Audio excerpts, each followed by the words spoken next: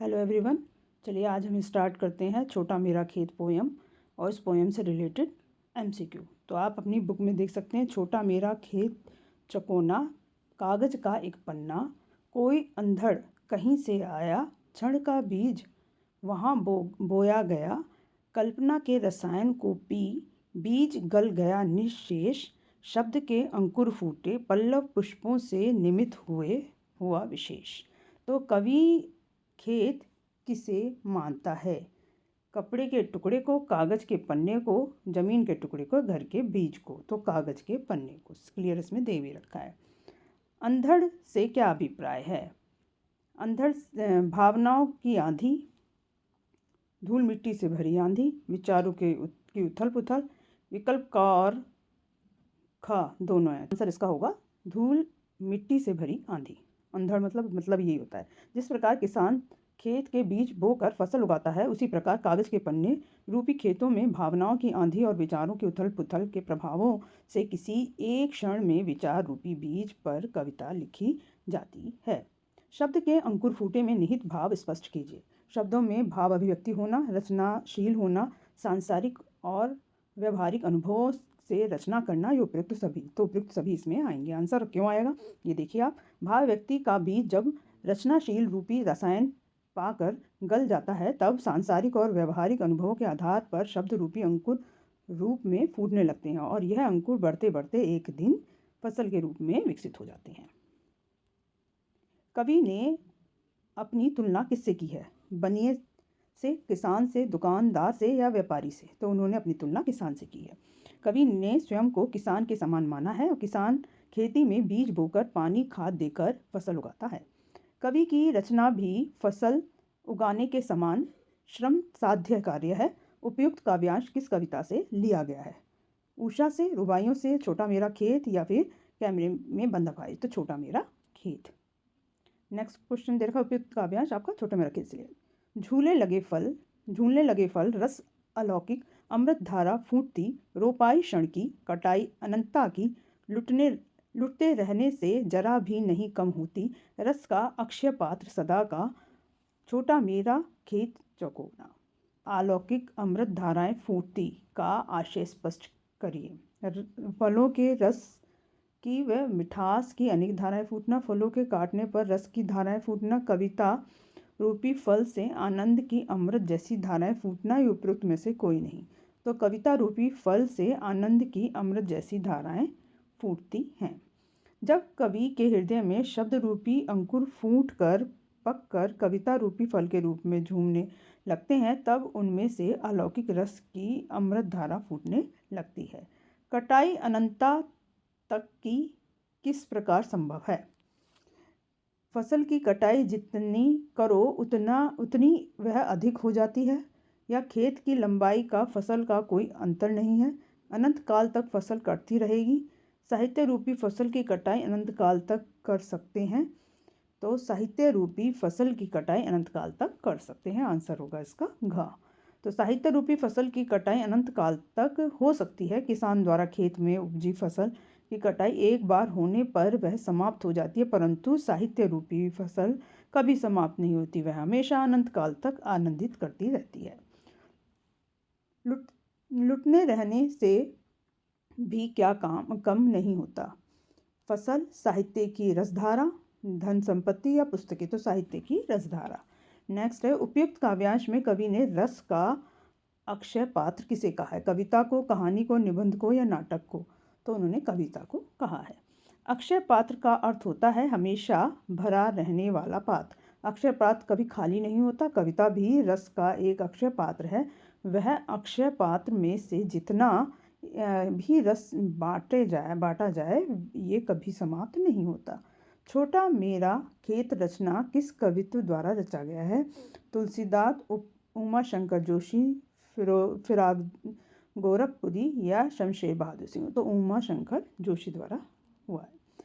अब नभ में पाती बंधे बगुलों के पंख, चुराए लिए जाती वे मेरी आँखें, कतराते बादलों की छाई नभ छाया, तैरती सांझ की सतेज श्वेत काया, हौले हौले जाती मुझे बांध, निज माया से उसे कोई तनिक रोक रखो, वह तो चुराए लिए जाती मेरी आँखें, नभ में पाती बांधी बगुलों की पंख।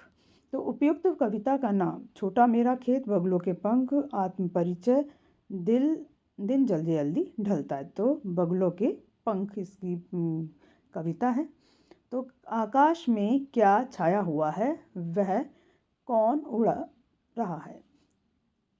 कजरारे काले बादल बगुले, धूल भरी परत कौए, अंधेरे की चादर कबूतर या तारों की जगमगाहट चील।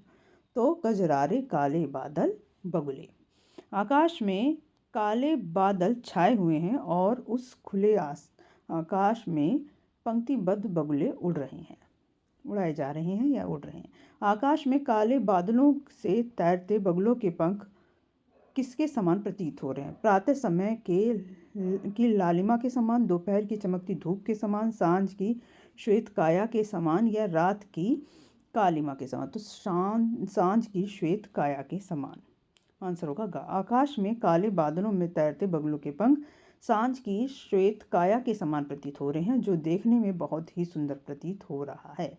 कवि किसको रोके रहने को कह रहा है। दोपहर की धूप को, सांझ के दृश्य को, कजरारे बादलों को या प्रातःकाल की ठंडी हवा को।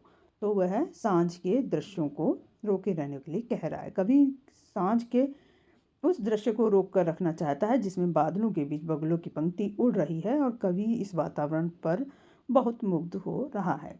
कवि को कौन माया में बांध रहा है। धूप से युक्त आकाश के दृश्य, वर्षाकालीन आकाश का दृश्य, काले बादलों से युक्त आकाश में पंक्तिबद्ध उड़ते बगुलों के मनोरम दृश्य या सूर्यास्त के आकाश का दृश्य।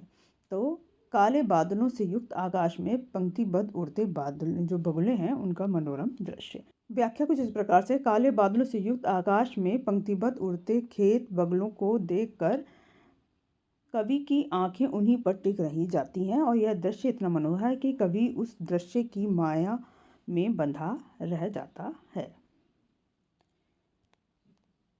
प्रस्तुत काव्यांश में कवि ने किस खेत की बात की है। मन रूपी खेत, कागज रूपी खेत, प्रेम रूपी खेत या हरियाली रूपी खेत। तो उन्होंने बात करी है कागज रूपी खेत की। नेक्स्ट दे रखा है, कोई अंधड़ कहीं से आया। पंक्ति में अंधड़ शब्द किसके लिए प्रयुक्त हुआ है।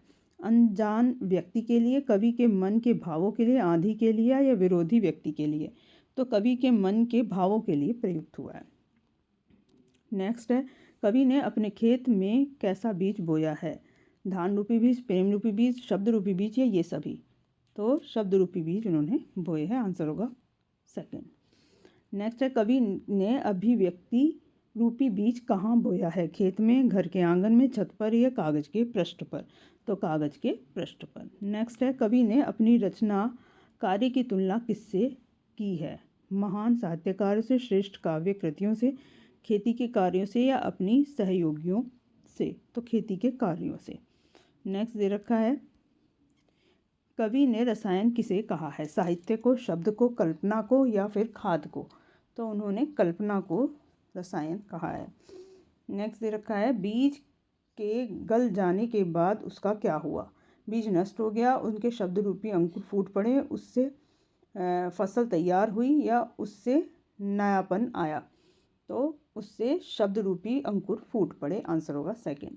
नेक्स्ट दे रखा है, कवि ने खेत में अंकुर के विकसित होने का क्या परिणाम हुआ। खेत पत्तों व फूलों से भर गया, खेत नष्ट हो गया या खेत की उपजाऊ क्षमता घट जाती है, उपयुक्त सभी। तो इसका आंसर होगा कि खेत पत्तों व फूलों से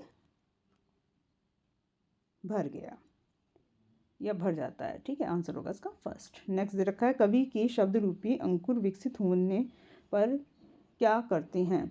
कृति का रूप धारण करते हैं, समाज को भोजन प्रदान करते हैं, गरीबी को दूर करते हैं या प्रतिस्पर्धा की भावना को विकसित करते हैं। तो कृति का रूप धारण वो करते हैं, आंसर होगा इसका फर्स्ट। काव्यांश में प्रयुक्त नमित शब्द से क्या तात्पर्य। नमी युक्त, अनमेल या झुका हुआ या अवरोधी। तो झुका हुआ इसका आंसर होगा सेकेंड। चलिए, अभी आपका ये लास्ट क्वेश्चन था। मेरी उम्मीद करती हूँ कि आपको ये चैप्टर कंप्लीट समझ में आ गया हो। नेक्स्ट चैप्टर के लिए आप मेरे चैनल को सब्सक्राइब कर लें और अपने दोस्तों को शेयर करें, जिससे कि उनकी भी सहायता हो सके। धन्यवाद।